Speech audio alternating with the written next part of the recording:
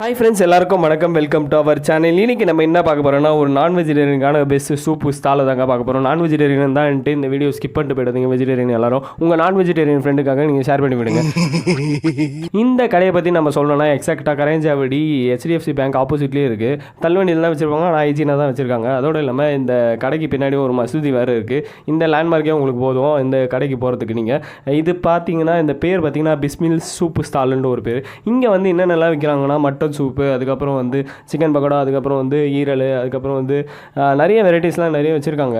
இங்கே சூப்பு பார்த்தீங்கன்னா 25 rupees, parcel வாங்கினீங்கன்னா 30 ருபீஸு.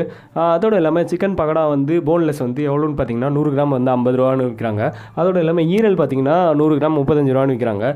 சிக்கன் லாலிபப்பு 3 பீஸ் வந்து 50 ரூபான்னு விற்கிறாங்க.